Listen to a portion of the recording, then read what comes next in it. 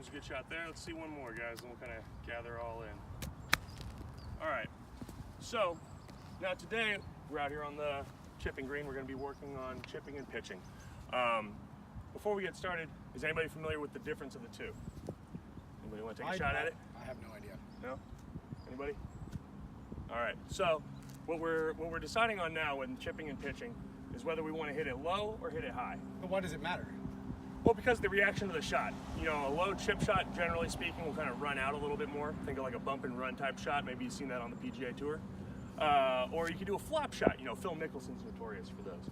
So in this scenario, we always want to try to put ourselves in a real, when we're practicing, in a real, you know, game of golf or a real round scenario.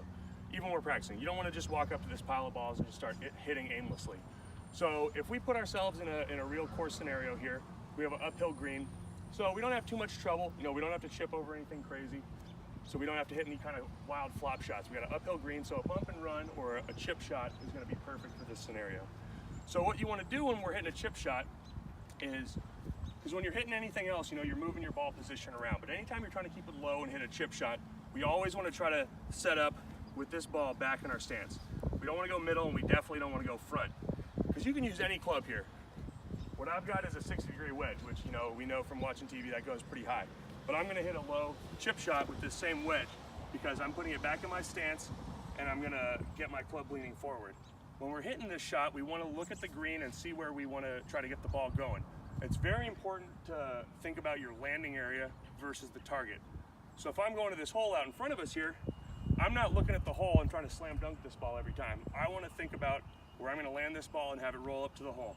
So let's give it a try. We're going to set up with the ball back in our stance. We're going to put our weight forward, get a little bit of shaft lean to keep that degree down, and kind of just like a putting stroke, we're going to have it roll out pretty close to the hole. That was pretty ideal. So if we think about last time when we met for putting, we're going to try to work on that same sort of stroke. So visualize your shot, get into the ball, and decide whether we're going low or we're going high. If we're going high, we want it forward. If we're going low, we want it backwards.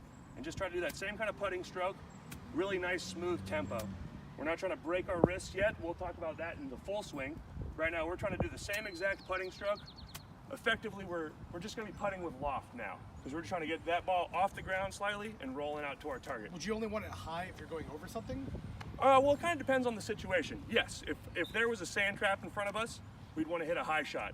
Or if this green was sloping away from us, we'd want to hit a high shot so that ball will land soft and not roll out quite as much. Gotcha. All right, let's hit a few shots.